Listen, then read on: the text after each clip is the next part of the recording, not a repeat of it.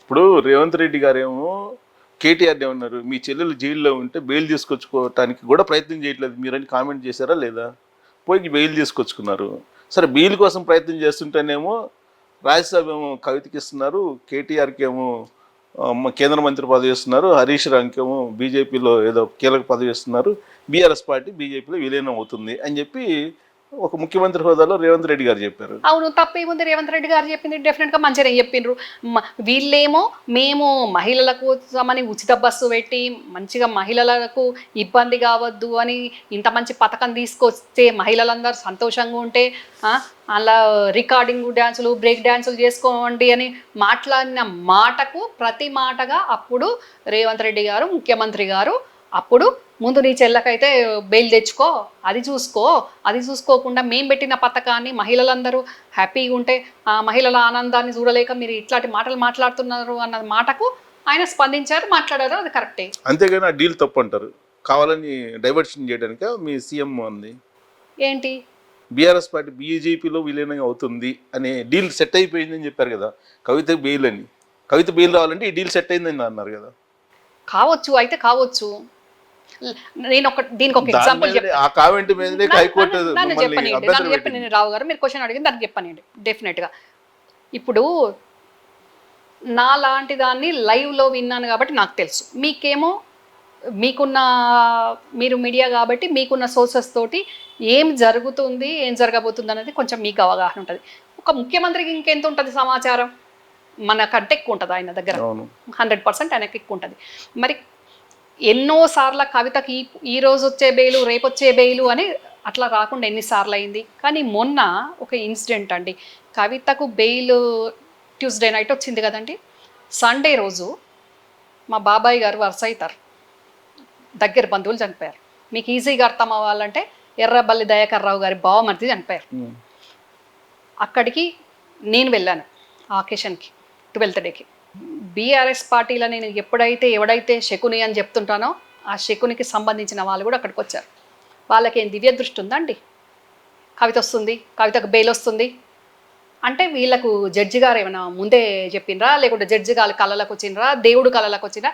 ఏ రకంగా వీళ్ళకి బెయిల్ వస్తుందని తెలిసింది?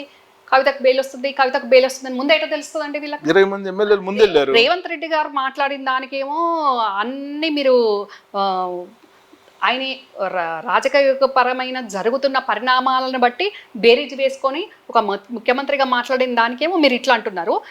ఏదీ లేనోళ్ళు రిమోట్ ఆపరేషన్ చేసే వీళ్ళకి మాత్రం గల్లీలలో ఉండేటోళ్ళు, బస్తీలలో ఉండేటోళ్ళు, హైదరాబాద్లో ఉండేటోళ్ళకి మాత్రం బెయిల్ వస్తుందని ముందే ఎట్లా తెలుస్తుందండి? బెయిల్ వస్తుంది అడ్వకేట్ చెప్పి ఉండొచ్చు, వాళ్ళ తరఫున వాదించి అడ్వకేట్ ముందు రోజు 20 మంది ఎమ్మెల్యేలు తీసుకెళ్లిపోయారు. అదేనండి, అడ్వకేట్కి ఎట్లా తెలుస్తుంది ముందే? హోప్స్, ఏం హోప్స్ అండి? దాన్ని బట్టి ఎట్లా తెలుస్తుందండి? వస్తుంది, మేము పోతున్నాం ఫ్లైట్లలో అని ముందే ఎట్లా తెలుస్తుంది చెప్పండి? అన్ని ఎవిడెన్స్ ఉంటాయి, వాదనలు తెలుసు కాబట్టి ఎస్టిమేట్ చేస్తారు కదా. లేదండి, అస్సలే అట్లా కాదు. ఇప్పుడు రేవంత్ రెడ్డి గారు అన్నది తప్పే లేదు.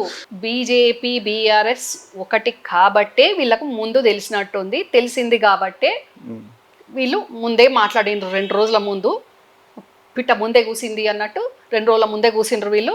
కరెక్ట్ అదే రోజు బెయిల్ వచ్చింది. అలా ముఖ్యమంత్రి గారు చెప్పిన దానికి తప్పేముందండి? ముఖ్యమంత్రి డెఫినెట్గా ఏం జరుగుతుంది అనేది ఆయనకు ఇంటెలిజెన్స్ ఉంటుంది, సమాచారం ఉంటుంది కాబట్టి వీళ్ళకే ఉన్నప్పుడు మరి ముఖ్యమంత్రికి ఎంత ఉండాలి? మరి వాళ్ళు కూడా చెప్తున్నారు కదా, కాంగ్రెస్ పార్టీ బీజేపీ తెలంగాణ విభాగంతో టైఅప్ అయిపోయింది, బీఆర్ఎస్ పార్టీని బలహీనపరిచేందుకు వాళ్ళు ఇచ్చిపుచ్చుకున్న ధోరణిలో వ్యవహరిస్తున్నారని వాళ్ళు కూడా అంటున్నారు. వాళ్ళకు కూడా ఇన్ఫర్మేషన్ ఉంటుంది ఏదో ఒకటి. ఎవరికి?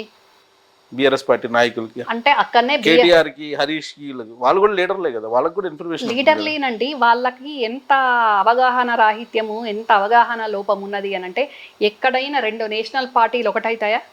వాళ్ళు చెప్తున్నారు కదా, పెద్దన్న అన్నారు నరేంద్ర మోడీని, రేవంత్ రెడ్డి వెళ్ళిపోతున్నాడు బీజేపీ. అవునండి, ఇప్పుడు మీరు ఒక జర్నలిస్టు, మీరు వయసులో నాకు అంత పెద్ద, చాలా సీనియరు, అనుభవజ్ఞులు, మిమ్మల్ని నేను రావు గారు అని అంటాను, అన్నంత మాత్రాన వేరే ఉంటుందా? అట్లా వయసులో పెద్ద అయినా ప్రధానమంత్రి కాబట్టి పెద్దన్న అన్నారు, తప్పేముంది అందులో? ప్రధానమంత్రి అని పిలవలేరు కదా, అందుకని పెద్దన్న అని పిలిచారు, తప్పేముంది అందులో? అవును, తప్పే ఉంది. బట్టి విక్రమార్క గారు, తర్వాత బండి సంజయ్ గారు ఒకే ఈ మధ్యకాలంలో హెలికాప్టర్ వెళ్ళారు, నిన్న కాక మొన్న. అవునండి అక్కడ అవన్నీ చూపించే కదా వాళ్ళు ఇద్దరు ఇచ్చిపుచ్చుకునే దూరంలో ఉన్నారు అని అని చెప్తున్నారు. డెఫినెట్గా అండి కేంద్ర సహాయ సహకారాలు రాష్ట్రానికి అవసరము. ఇక్కడ ఈ వాతావరణం దెబ్బతిని అకాల వర్షాలు వచ్చి ఇక్కడ నష్టాలు జరిగినాయి కాబట్టి ఆ నష్టాలకు కేంద్ర సహాయం అవసరం కాబట్టి రాష్ట్రానికి సహాయం అందించాల్సిన అవసరం కేంద్రం మీద బాధ్యత ఉంది కాబట్టి అందులో భాగం కాబట్టి డెఫినెట్గా ఒక హెలికాప్టర్లో తిరుగుతున్నారు. తప్పేం లేదు అందులో. అది ఇలాంటివి చూపించే కదా వాళ్ళు అనుమానం వ్యక్తం చేస్తారు. అందులో అనుమానం ఏమందండి, అందులో అనుమాన పడాల్సిన అవసరమే లేదు కదా. ఇప్పుడు తెలంగాణ అనేది దేశంలో ఒక భాగం, ఇదేం పాకిస్తాన్ కాదు తెలంగాణ. మరి ఇక్కడ ఇబ్బందులు వచ్చినప్పుడు, ఇక్కడ వాతావరణం అనుకూలించినప్పుడు, అకాల వర్షాలు వచ్చినప్పుడు, పంటలు దెబ్బతిన్నప్పుడు, ప్రాణ నష్టం జరిగినప్పుడు, ఆస్తి నష్టం జరిగినప్పుడు రాష్ట్రం కేంద్ర సహాయాన్ని అడిగినా అడగకున్నా కేంద్రానికి భారతదేశానికి అవసరమే కాబట్టి కేంద్ర ప్రభుత్వము తక్షణ సహాయం అందించాల్సిన అవసరం ఉంది కాబట్టి సహాయ మంత్రి అయిన బండి సంజయ్ వచ్చిర్రు, డిప్యూటీ సీఎం మా బట్టి విక్రమార్క గారు అందులో భాగం కాబట్టి వెళ్ళిండ్రు. దాంట్లో వీళ్ళకు పని పాట లేక అన్ని ఇట్లాంటి అడ్డదిడ్డమైన మాటలు మాట్లాడు తప్ప ఇంకోటి వీళ్ళకి ఏమన్నా ఉందంటే, మరి ఒక్కడన్నా ఆ దోసుకున్న సొమ్మును ఒక్కడన్నా ₹1 నుంచి ఒక 10 కోట్లు ఇచ్చిన దిక్కుమల్ల నాయకులు ఉన్నారా బీఆర్ఎస్ లా? పరామర్శించడానికి వెళ్తే మీరు మీ పార్టీ క్యాడర్ తోటి ఎమ్మడిబడి కొట్టిస్తున్నారు కదా వాళ్ళని. ఏం పరామర్శించడానికి వెళ్ళిందండి?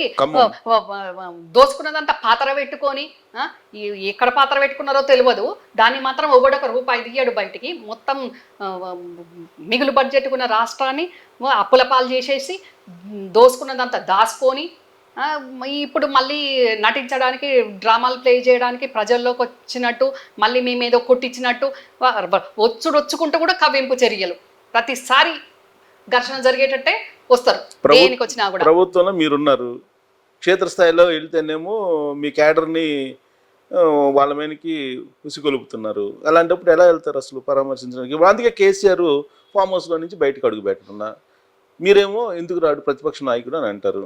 మరి ఎలా క్షేత్రస్థాయిలో భద్రత ఇవ్వాలి కదా? మీకు ఎందుకు అంత సడన్ గా బీఆర్ఎస్ పార్టీ మీద అంత ప్రేమ ఉట్టుకొచ్చిందో నాకు అర్థం కావట్లేదు. మేము ఎక్కడ ప్రతిసారి వాళ్ళు ప్రజల కోసం బయటకు వచ్చినప్పుడు మేమెక్కడ మా క్యాడర్ని, మా నాయకులను మేమెక్కడ వాళ్ళ మీదకి రెచ్చగొడుతున్నామో ప్రతిసారి వాళ్ళే ఏదో ఒకటి, అసలు మమ్మల్ని పట్టించుకునే మీడియా దిక్కు లేదు, మమ్మల్ని పట్టించుకునే ప్రజలు దిక్కు లేరు. అందుకని మా పార్టీ మనుగడకి కష్టమై మరుగున పడిపోతున్నాం కాబట్టి ఏదో ఒకటి చిన్న సందర్భ ప్రకారం బయటికి రావాలి.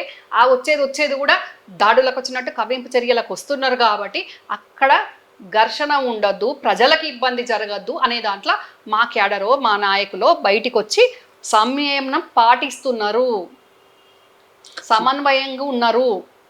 వీళ్ళలాగా తాంజేన కోతి వనం జరిచింది అన్నట్టు వీళ్ళలాగా మేము ఏం చేయట్లేదు అట్లా.